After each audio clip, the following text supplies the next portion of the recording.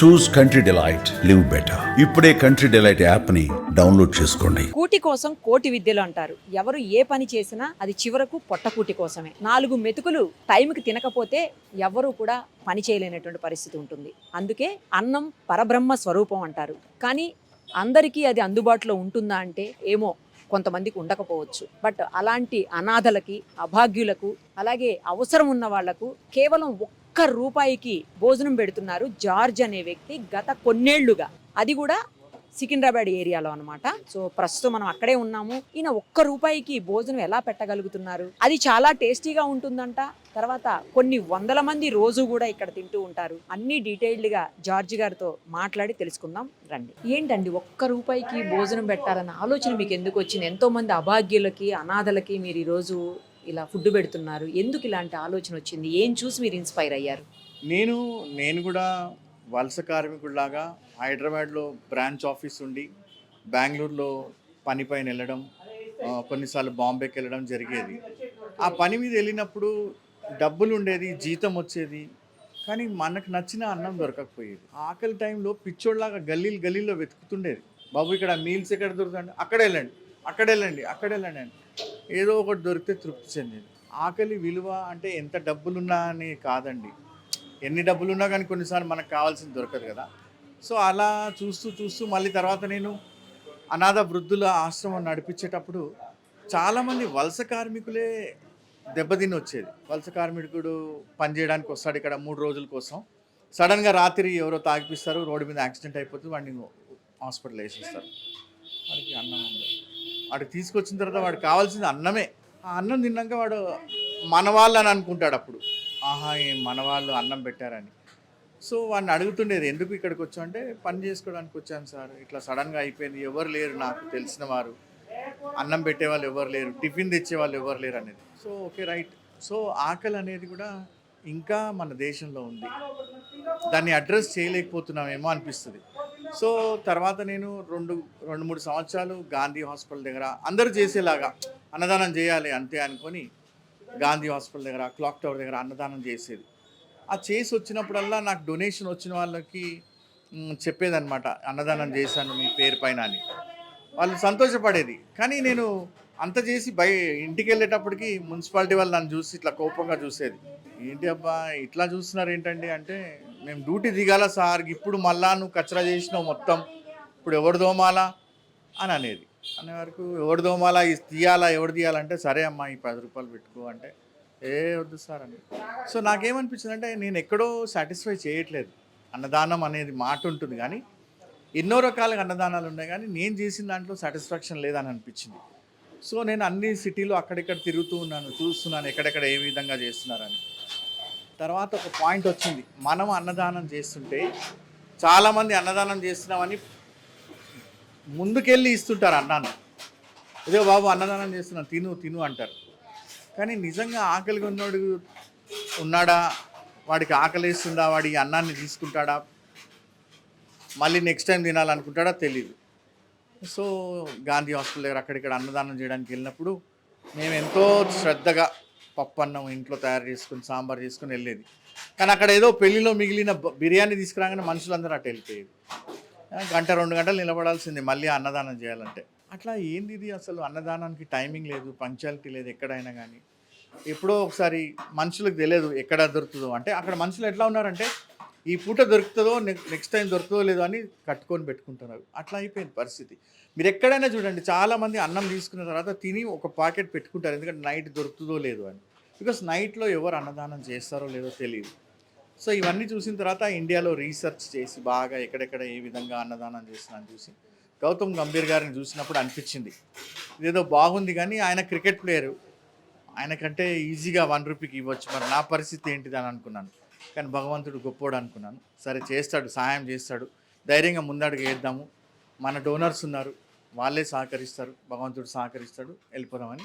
ఈ ప్లేస్ చూసినప్పుడు ఇది పైన కూలిపోయి ఉండింది, ఇది వాడకంలో లేదు ఈ షట్టర్. సో ఈ షట్టర్ వాడకంలో లేకుంటే ఈ ఓనర్ని అడిగాను, ఒక 2 గంటల పాటు ఇవ్వండి అన్నదానం చేస్తాను. సరే అని. సో మొదటి రోజు 1 రూపీ పెడుతుంటే అందరు ఫ్రీగా ఇస్తున్నారని లైన్ కట్టారు. 1 రూపీ అనేసరికి వెళ్ళి 1 రూపీ ఇచ్చి తింటున్నారు. 1 రూపీ. కానీ ఇందులో నేను ఏం చూసానంటే, ఇందులో వేస్టేజ్ అవ్వదు, పేపర్ ప్లేట్స్ పడేయడం ఉండదు, వాటర్ ప్యాకెట్స్ చించేయడం ఉండదు. ఎంత తినాలో అంత తినేసి పక్కన ప్లేట్లు అక్కడ పెట్టేస్తారు. ఆ ప్లేట్లు మళ్ళీ మళ్ళీ నేను కడుక్కొని మళ్ళీ రేపటి మీరే కడుక్కోవాలి. మేమే కడుక్కుంటాం. ఎందుకంటే అండి ఏదో షార్ట్ కట్లో వెళ్దాం అనుకుంటే కచ్చరా అయిపోతుంది ఇక్కడంతా. సో బెటర్ అది. మళ్ళీ వాటర్ క్యాన్ పెడతాం, వాటర్ బాటిల్ పెడతాం, అక్కడ కావాల్సినట్టు తాగి వెళ్ళిపోతాం. సో వేస్టేజ్ అనేది చూస్తున్నాము. ఎంతమందికి పెడతారు మీరు? ప్రతిరోజు 250 నుంచి 300 మంది తింటారండి. మీకు ఎంత ఖర్చు అవుతుంది పర్ డే? ప్రతిరోజు 3000 రూపాయలు ఖర్చు అవుతుందండి దీనికి. మీకు వచ్చేది మాకు వచ్చేదంటే ఏంటంటే మా సంస్థ 300 రూపాయలే.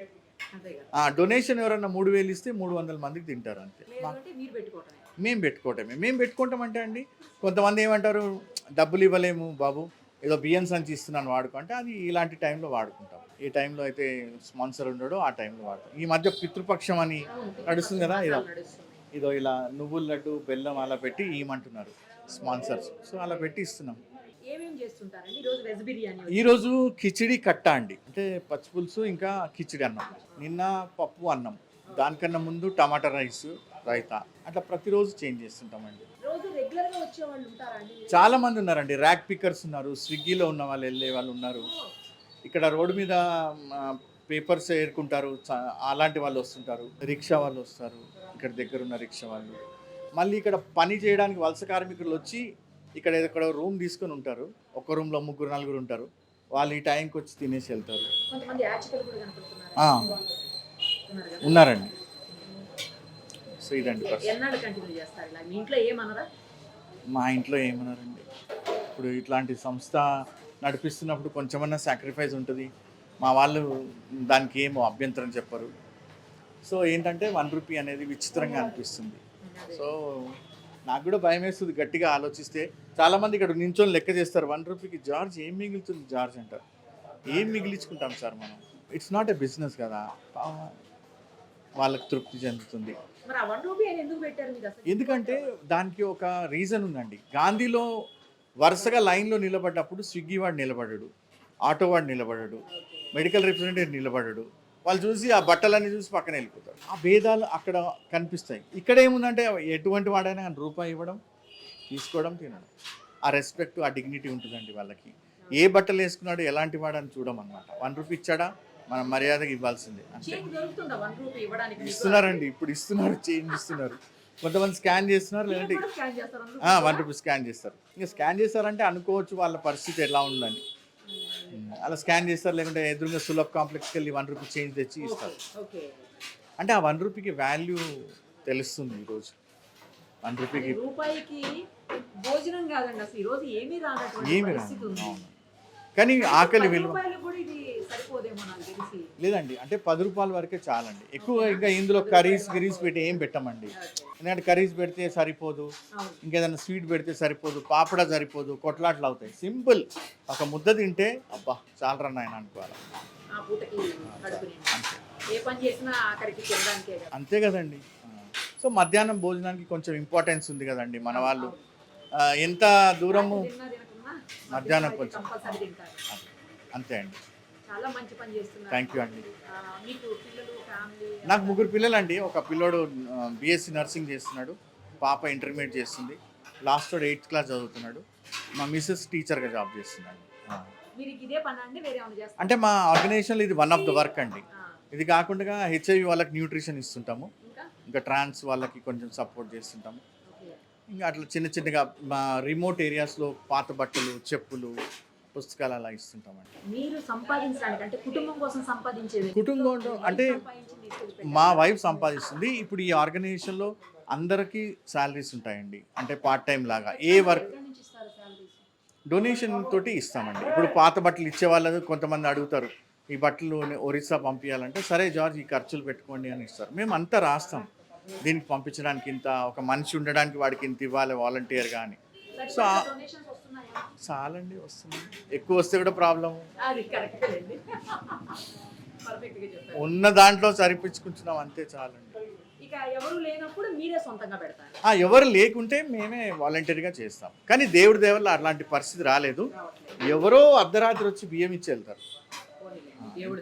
వాళ్ళ ఆకలి ఉన్న వారి భగవంతుడిని ఏమని కోరుకుంటారో తెలియదు, కానీ మమ్మల్ని వాడుకుంటున్నాడు అనుకుంటాను నేను అంతే. థ్యాంక్ యూ అండి, థ్యాంక్ యూ. చాలా మందికి ఆదర్శం మీలాంటి వాళ్ళు. అయ్యో అలా ఏం లేదండి, థ్యాంక్ యూ అండి. మంచిగుందా? మంచిగా రోజు తింటారా? ఇవాళేనా? ఈ రోజు అయితే ఈ రోజేనా? బాగుందా టేస్ట్? బాగుంది. మరి ఒక్క రూపాయికి భోజనం ఏదైనా దొరుకుతుందా? దొరకదు. ఏం చేస్తారు మీరు? నేను డ్రైవింగ్ చేస్తాను. ఈ రోజు అనుకోకుండా ఇటు వచ్చారా?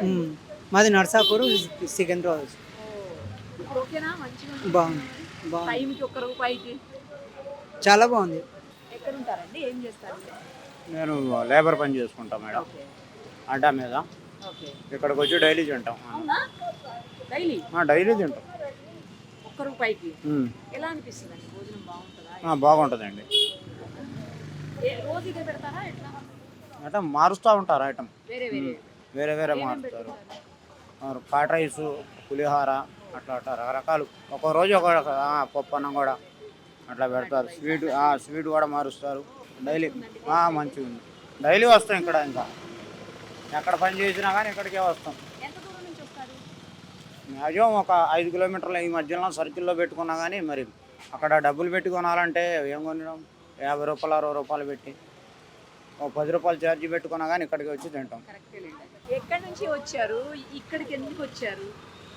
వచ్చింది బాధ్యత కూడా భోజనానికన్నా తెలుసా ఇక్కడ ఉంటుందని? ఉంటుంది అంతే. అంటే ఇంత ముందు ఎప్పుడైనా వచ్చారా? చాలాసార్లు అవునా? టేస్ట్ ఎలా చాలా ఉంది? చాలాసార్లు వచ్చినా చాలాసార్లు డొనేషన్ కూడా ఇస్తాం. అవునా? ప్రతి అమావాస్య రోజు డొనేషన్ చేస్తాం మా అమ్మ పేరు మీద.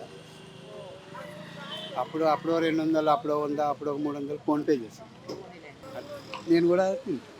టేస్ట్ బాగుంటుందా? బాగానే ఉంటుంది. చాలా నుంచి వస్తుంది. నచ్చిందా టేస్ట్ అయితే? టేస్ట్ నచ్చింది.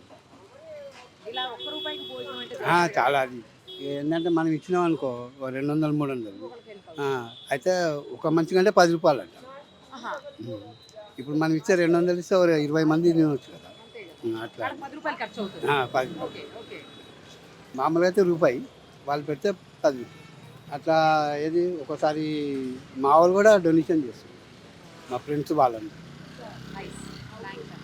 సుమన్ టీవీలో మీ పర్సనల్ అండ్ బిజినెస్ ప్రమోషన్స్ కోసం కింది నెంబర్కి కాంటాక్ట్ చేయండి.